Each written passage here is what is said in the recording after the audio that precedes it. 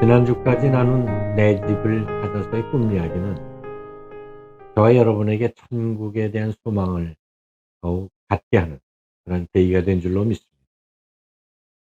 꿈 이야기는 마쳤지만 저희들의 천국 여정은 계속되고 있기에 앞으로 몇 주 동안 이 출애굽기 말씀을 가지고 이 천국 여정의 삶에 대해서 나누고자 합니다. 이 세상의 역사를 바라보는 시각은 두 가지가 있습니다. 순환 사관과 그리고 기독교 사관인 직선 사관입니다. 교부 어거스틴은 하나님의 창조와 인간의 타락, 그리고 그리스도를 통한 구속, 그리고 마지막 종말의 심판과 영원한 나라의 도래에 관한 이 모든 역사를 직선적으로 바라보았다. 이 성경의 이 직선 사건을 아주 잘 설명하는 것이 바로 이스라엘 민족의 출애굽 여정입니다. 이 출애굽 여정은 쉽지 않은 길입니다.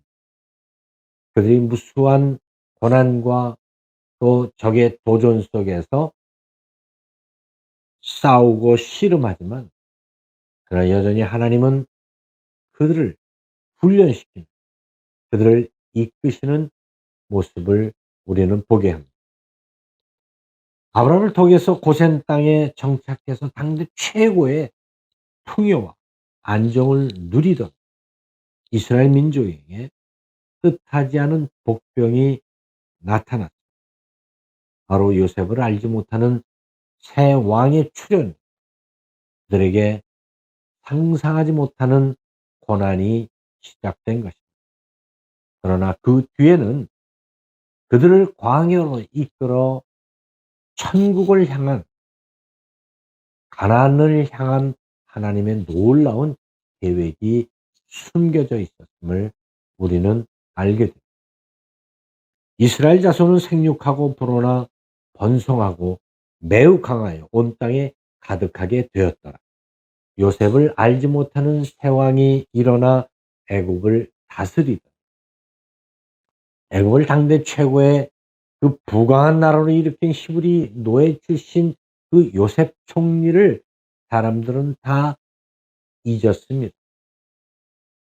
당시 요셉 당시에는 식소스 왕조였는데 그 왕조를 무너뜨린 애굽의 18대 왕조의 세 번째 왕인 이 디트모스 1세가 바로 요셉을 알지 못하는 새 왕이었습니다.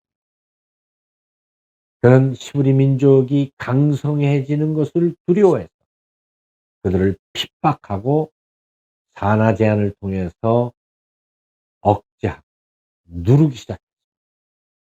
이러한 복병의 출현은 우연이 아닙니다. 하나님의 계획 속에 아브라함에게 이미 예고된 사건입니다.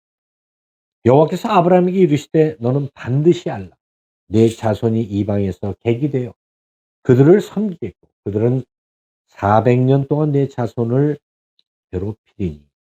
요셉이 30대 총리가 돼서 39살에 야곱과 그 식구들을 초청했다고 합니다. 그리고 요셉이 110세에 이제 세상을 떠났기 때문에 약 71년 동안 그들이 풍요로움 속에서 살았던 거예요. 그리고 400년 가까이 그들은 무서운 고통과 환난 속에서 살았던 것입니다. 우리 성도들도 천국에 들어가기까지 겪는 많은 고난들이 있습니다. 생각지 않은 복병들의 등장이 있습니다. 그러나 그 복병 속에는 하나님의 계획과 뜻이 있음을 알아야 합니다. 그래서 우리는 고난이나 환경을 보고 두려워할 것이 아니라 바로 그 고난을 통해서 주님이 내게 말씀하시는 것이 무엇인가에 집중하기 위해서 주님께 부르짖어야 합니다. 바울이 범사에 감사하라는 이유가 성도가 겪는 그 어떤 고난이나 환난도 믿음의 인내를 만들고 그 인내는 연단으로 우리를 강하게 하여 마침내 천국에 이르는 소망을 갖게 하기 때문이라고 말합니다. 교회 사가들은 AD 100 년부터 300 년까지 약 600만의 성도들이 순교했다고 기록합니다. 근데 아이러니하게도 그때를 기독교의 암흑기라고 말하지 않습니다. 오히려 AD 313년 콘스탄틴 대제가 기독교를 공인한 후에 중세 기독교 1000년의 기간을 암흑기라고 말합니다. 그 순교를 당하며 당했던 박해와 핍박이 바로 유럽에 불처럼 복음이 번지게 했기 때문입니다. 지금 미국과 영국을 비롯해서 온 세계의 교회들이 쇠퇴하고 있습니다. 이미 서구에서는 기독교는 변두리 종교로 밀려났습니다. 이슬람과 힌두교가 그 자리를 대신하고 있고 뉴에이지와 그리고 동양의 신비한 종교들이 자리를 메우고 있습니다. 독버섯처럼 무섭게 늘어나고 있습니다. 특히 칼럼 브라운이라고 할 때는 기독교 영국의 죽음이라는 책에서 영국이 기독교가 왕성해지기까지는 수세기 걸렸지만 몰락하는 데 불과 40년에 지나지 않았다라고 그의 저서에서 밝힙니다. 이런 기독교의 쇠퇴는 바로 계몽주의와 산업혁명의 부산물인 인간의 합리주의 정신 그리고 도시화로 인한 세속화가 주범입니다. 그나마 중국과 동남아시아, 아프리카나 남미 등 이 제3세계에서 일어난 부흥의 증거들이 있어서 감사합니다만 정말 지금 우리의 자녀들이 교회를 떠나고 많은 교회들이 주일학교가 문을 닫는 참 이런 처참한 영적 환경에 살아가고 있음을 부인할 수 없습니다. 바로 다니엘은 오래전에 우리가 살고 있는 이 마지막 때 요셉을 알지 못하는 세왕의 출현에 대해서 이렇게 예언합니다. 다니엘아 마지막 때까지 이 말을 간수하고 이 글을 봉함하라. 많은 사람들이 빨리 왕래하면 지식이 더하다. 주전 605년에 바벨론의 포로로 갔던 이 다니엘. 그는 자신에게 닥친 환경을 보지 아니하고 늘 하나님 앞에 엎드려 기도했던 사람입니다. 바벨론, 또 바벨론 무너뜨린 페르시아의 그 제국에서도 총리 역할을 하면서 요셉처럼 하나님의 거룩한 빛을 이방 세계 그리고 믿는 자들에게 비췄던 사람입니다. 그는 하루에 3번씩 기도하면서 정말 민족의 그 아픔을 끌어안고 기도했던 그 다니엘의 이 예언, 그 비밀을 바로 주님께서 마태복음 24장의 종말의 때에 대해서 제자들에게 밝히 드러내 말씀하십니다. 결론적으로 오랜 풍요의 삶을 누리던 이스라엘 민족에게 요셉을 알지 못하는 세왕이 일어난 것은 결코 불행한 일이 아니었습니다. 바로 그들을 약속의 땅으로 보내시기 위한 하나님의 마스터 플랜의 시작일 뿐이었습니다.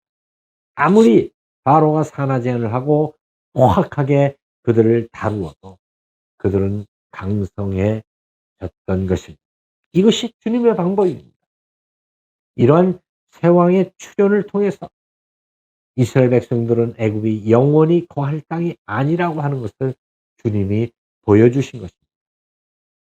사랑하는 성도 여러분, 이 세상은 우리가 영원히 거할 곳이 아닙니다. 그래서 우리는 모두 천국 여정의 길을 가고 있는 것입니다. 최첨단의 이 과학의 발달 그리고 정보화된 세상은 여전히 천국을 향하는 우리들의 발걸음을 잡고 있고 우리들의 자녀들을 유혹하고 있습니다. 광야는 고생하는 곳이 아니라 하나님의 음성을 듣는 곳입니다. 이스라엘 백성들은 애굽이 아니라 그 광야 여정을 통해서 하나님의 음성을 들었고 하나님의 임재를 경험했습니다. 그리고 언약 백성으로 세워졌습니다. 사랑하는 성도 여러분, 우리의 이 천국 여정, 비록 요셉을 알지 못하는 그 세왕과 같은 복병과 수많은 도전들이 우리 앞에 닥친다 할지라도 이 천국 여정의 삶을 통해서 우리는 주님의 음성을 들어야 합니다. 그리고 주님의 거룩하신 임재 속에 살아야 합니다. 마치 낮에는 구름 기둥으로 밤에는 불 기둥으로 이스라엘 민족으로 이끌어 주신 그 주님의 손길을 여러분의 가정에, 그리고 여러분 교회 위에, 그리고 우리 민족 위에 임하도록 우리는 기도해야 합니다. 이 한 주간 주님이 우리와 함께 걸으시고 우리를 이끌어 주시기를 부르짖으며 믿음으로 천국 여정에 삶을 살아가는 성도들이 되시기를 예수님의 이름으로 기도합니다. 거룩하신 아버지 하나님, 감사합니다. 이 땅은 우리가 영원히 거할 것이 아닙니다. 비록 고난과 고통과 아픔이 있어도 여전히 우리에게 맡겨진 사명의 십자가를 지고 좁은 길을 향해 묵묵히 걷는 천국 여정의 삶을 살아가게 하여 주옵소서. 우리 주 예수 그리스도의 이름으로 기도합니다.